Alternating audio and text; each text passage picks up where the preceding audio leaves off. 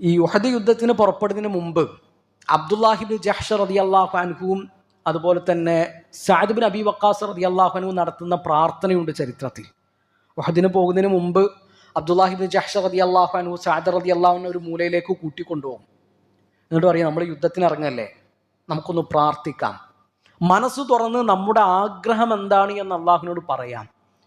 അങ്ങനെ ആദ്യം Saad bin Abi Waqas റളിയല്ലാഹു അൻഹു പ്രാർത്ഥിച്ചു, അള്ളാഹുവേ, നാളെ ഉഹദിലേക്ക് ഇറങ്ങുമ്പോൾ ആ കൂട്ടത്തിലെ ഏറ്റവും കരുത്തനായ മനുഷ്യനെ നീ എൻ്റെ നേരെ അയക്കണം. ഞങ്ങൾക്കിടയിൽ നല്ലൊരു പോരാട്ടം നടക്കണം, നല്ലൊരു സംഘടന നടക്കണം. അങ്ങനെ ആ പോരാട്ടത്തിനൊടുവിൽ എനിക്ക് എൻ്റെ ശത്രുവിനെ കീഴ്പ്പെടുത്തണം, അയാളെ എനിക്ക് വധിക്കണം, അയാളുടെ സ്വത്ത് എനിക്ക് കൈക്കലാക്കണം. അല്ലെ, യുദ്ധം നടന്നിട്ട് നമ്മൾ ആരെയാണോ കീഴ്പ്പെടുത്തിയത് അവർക്കാണ് ആ സ്വത്ത് കിട്ടുക. ഞാൻ ഒരാളെ കീഴ്പ്പെടുത്തിയാൽ അയാളുടെ സ്വത്ത് പിന്നെ എനിക്കാണ് കിട്ടുക. അപ്പോൾ ആ ഗനീമത്ത് സ്വത്ത് എനിക്ക് സ്വന്തമാക്കണം. ഇതാണ് സഅദ് റളിയല്ലാഹുവിൻ്റെ പ്രാർത്ഥന.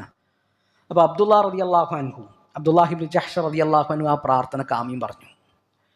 ഇനി അബ്ദുല്ലാഹിബ്നു ജഹ്ഷ് റളിയല്ലാഹു അൻഹുവിൻ്റെ അവസരമാണ്. അബ്ദുല്ലാഹിബ്നു ജഹ്ഷ് റളിയല്ലാഹുവിൻ്റെ പ്രാർത്ഥന എന്താണെന്നറിയോ? അള്ളാഹുവേ, ഉഹദിൽ ഏറ്റവും കരുത്തനായൊരു ശത്രുവിനെ നീ എൻ്റെ നേരെ അയക്കണം. ആ കൂട്ടത്തിലെ ഏറ്റവും കരുത്തനായൊരു പോരാളിയെ എൻ്റെ നേരെ അയക്കണം. ഞങ്ങൾക്കിടയിൽ നല്ലൊരു പോരാട്ടം നടക്കണം.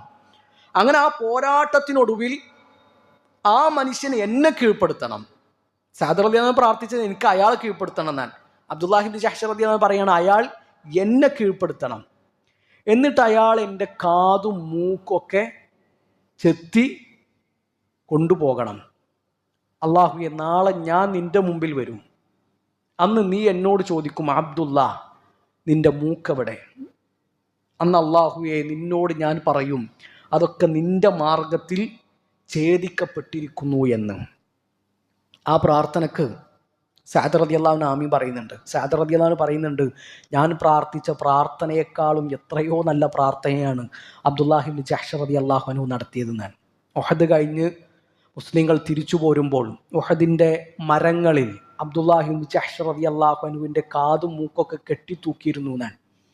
ഇവിടെ നമ്മൾ ആലോചിക്കേണ്ടത്, സ്വഹാബിമാർക്ക് അത്ര ഉറപ്പായിരുന്നു. ഇതൊന്നും വെറുതെ ഒരു ഡയലോഗ് അടിക്കാൻ വേണ്ടിയിട്ട് അവർ പ്രാർത്ഥിച്ചതല്ല. അവർക്കറിയാം മരണത്തിന് ശേഷം ഒരു ജീവിതമുണ്ട്, സ്വർഗമുണ്ട്, നരകമുണ്ട്, ഈ ദുനിയാവ് പറ്റിക്കും, വഞ്ചിക്കും. അത്രക്കും ഉറപ്പുള്ളവരായിരുന്നു സഹാബിമാർ. ആ ഉറപ്പുകൊണ്ടാണ് അവരുടെ ഉള്ളിൻ്റെ ഉള്ളിൽ നിന്ന്, ഹൃദയത്തിൻ്റെ അടിത്തട്ടിൽ നിന്ന് വന്ന പ്രാർത്ഥനയാണത്.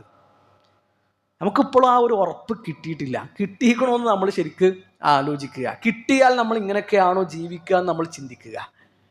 ഇവിടെ അബ്ദുല്ലാഹിബ്നു ജഹ്ഷ് റളിയല്ലാഹു അൻഹുവിൻ്റെ ഈ സംഭവത്തിൽ നമുക്ക് കിട്ടുന്ന പാഠതാണ്. നാളെ അള്ളാഹു ചോദിക്കുന്ന പറഞ്ഞത്, അബ്ദുല്ല, നിന്റെ മൂക്കെവിടെ? അപ്പം അതിനാണ് നമുക്ക് മനസ്സിലായത്, ഒരു ഷഹീദായ മനുഷ്യൻ എങ്ങനെയാണോ മരിച്ചത് അങ്ങനെയാണ് ആ മനുഷ്യൻ എഴുന്നേറ്റ് വരിക എന്നാണ്.